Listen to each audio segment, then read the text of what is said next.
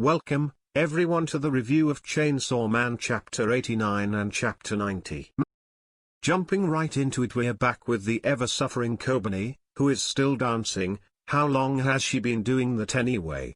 I'll give her the cheese. At the very least she has some good stamina to keep dancing non-stop for however long the Chainsaw Man was fighting against Makima and her lackeys. At least right now, she seems to have calmed down at least a bit, considering that she was able to turn and speak to the sulking Chainsaw Man sitting on the ground behind her. I got to wonder what the Chainsaw Man's endgame is here. Why is it still hanging around with Kobeni? Surely the desire of Denji to go on a date with a girl has been satisfied now, or is Pochita trying to do something to get through to Denji? After all, Denji did know Kobeni. Even if their relationship wasn't a strong one, the familiarity might be able to stir something in him. Maybe Denji has some vague familiarity with her, and that's why he is sticking to her like glue as a fraction of his life before it all went to hell. Before Kobeni can really start to calm down, Makima shows up, asking the Chainsaw Man why, after killing her so many times, 26 times in fact, hasn't devoured her yet. Wondering if he does not find her palatable. I wonder if this is also Denji's doing, given that he was quite attracted to Makima, so completely erasing her would not be something he would choose to do, even if she is his enemy right now. Or maybe Pochita really just doesn't want to erase Makima for whatever reason. Well, I guess if that's the case I can understand, given she is the control devil, and if she goes, does that mean control itself disappears? Kind of a terrifying idea. Makima, however, isn't alone this time. This time she has an army of people with her, all connected by chains that emerge from her stomach. They look like zombies, unthinking and completely subservient to Makima's control. And as Kobeni once again starts to freak out, trying to explain that it is nothing to do with her, Makima shut that shit down real fast. Kobeni, as Makima points out, has begun to lose her fear of the Chainsaw Devil. How she can do that after witnessing him casually murder those around her, I do not know. Maybe she means that she is not afraid of being immediately killed but is still quite terrified. I would be given the circumstance. The Chainsaw Man starts to crack and break apart like he is made of glass after hearing Makima talk. Is this the effect of a lack of fear, or is it the result of his earlier clash with Makima and being sent up into the atmosphere? It could even be that this form he is in is just putting too much of a strain on his body and it's too difficult to maintain and it's starting to crumble. Either way, he is looking a lot worse for wear now. Given what we see next, I am inclined to believe that this has something to do with the lack of fear in chainsaws in general right now. All around the world people are cheering for Chainsaw Man, thanking him for saving them from the Gun Devil and other dangerous devils. At this point the Chainsaw Devil is being affected by the greatest weakness of all devils, a lack of fear. Fear gives devils strength, and the more afraid of something the more powerful the devil it represents is. That is something which was explained right near the beginning of the series, and while it didn't play a major factor until now, but it's good to see that this is keeping consistent in terms of the power system this wacky world works on, at least in this one regard anyway. Akuma questions him what it's like to be consumed, as she puts it that the humans are consuming his strength by taking away the fear of him as a devil and making him into a heroic figure. As the Chainsaw Man is spewing blood from his crumbling body, Makima summons the Angel Devil and seems to sacrifice it to form a spear, using 1,000 years. 1,000 years of what? 1,000 years of the Japanese citizen's lifespan? 1,000 years of the angel's lifespan? Do devils even have lifespans? Hard to say, but she sacrifices 1,000 years of something. And the result is summoning what look to be three vaguely humanoid figures, arms outstretched and legs bound together like a crucifix, and between them a large black hole that seems to be peering into space appears, and from that a beam of some sort fires through it. Makima knows that the Chainsaw Man can still escape with the strength he has, but she also knows that he won't leave Kobeni to die, so she has the attack target her instead. As expected, the Chainsaw Man intercepts the attack, and the spear, which it looks like the Angel Devil was sacrificed for, pierces right through him. Was the beam actually the spear? The image is not exactly clear on that, looking more like an energy beam was fired at him, but somehow the spear is what hit him. But either way, he now has a spear in his gut, causing all of what looks to be his intestine pouring out all over the floor. And then he collapses in a pool of his own blood, splatters all over the ground, and Kobani just stands there frozen like a deer in the headlights. With the final scene of the chapter being Makima standing over the fallen Chainsaw Man while people all around the world continue to cheer for him, praising him as a hero while unknowingly bringing about his damnation through their actions. This chapter really shows just why Makima is so terrifying, not because of her powers, although those are in fact very scary. But what makes her truly terrifying is the way she can set a plan in motion and guide it to the conclusion she is after without even any effort on her part. Not for a second do I believe that she didn't have this planned out from the get-go, adding Denji to the Devil Hunters and using his naive personality to her advantage, using his surprising amount of innocence to make it so that when the time comes the Chainsaw Devil would be too weak to take her on in a head-to-head. The fact that she knows how to curb the strength of any devil and bring the masses under her control, as she puts it like dogs, means that no matter what physical might a devil might have, as long as Makima retains her sense of self-control, then there is absolutely nothing they can do to put her down for good. I know some people are maybe getting a bit tired of this whole Makima thing, with how she always seems to have a plan or something else up her sleeve that prevents her from getting axed, or has some sort of plan to deal with the Chainsaw Devil so she can subjugate him.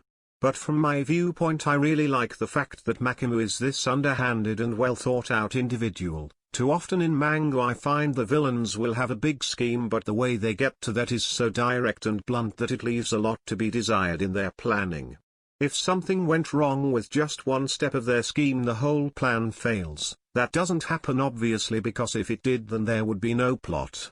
But Makima has a backup for her backup and for her backup, which she should have. That's the mark of a mastermind and a good strategist, not having a super complex and over-the-top scheme but rather having an adaptable plan, realizing that no scheme she comes up with will be foolproof, so she needs to have contingencies for all the possibilities. She has after all been around for who knows how long, and beyond even that she also knows the Chainsaw Devil at least somewhat, given how she was there when he disappeared. Thus she is aware of what he is capable of and what sort of an individual they are, at least to some extent, giving her something to work off. Also, in the case of some series, I find that the author for whatever reason seems to be racing to the conclusion, wanting rather than to prolong the fight just end it as quickly as possible with as much epicness as possible stuffed into it. But in my personal option, long and drawn out fights where we actually get to see the extent of which the opponents are willing to go in order to secure victory are much more fulfilling, because no matter who wins at this point we will know they worked their ass off for it. Moving on to chapter 90, we pick up with Best Girl, Power. Yes, you heard me right. Power is back and she is as awesome and power-like as ever. She is in what appears to be Denji's subconscious, given how the first thing she sees upon awakening is Pochita, the actual Chainsaw Devil, who she somehow recognizes.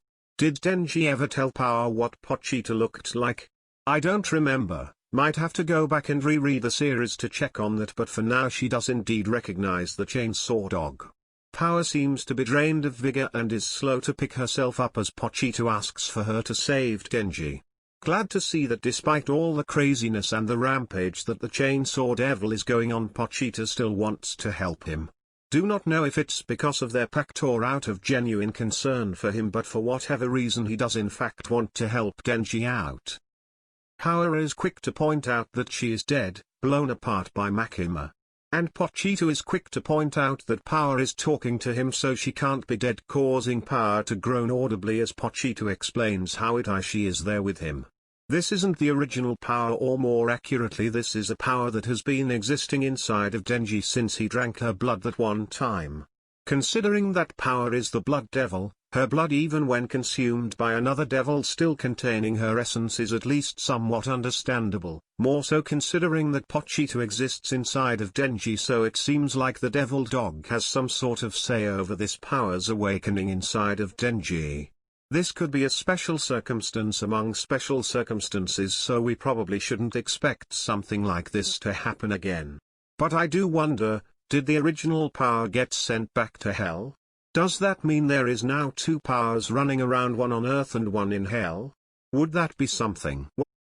But it seems time is of the essence, because even if she is the Blood Devil and even if Pochita is helping to keep her conscious, she will still fade away soon unless something gets done.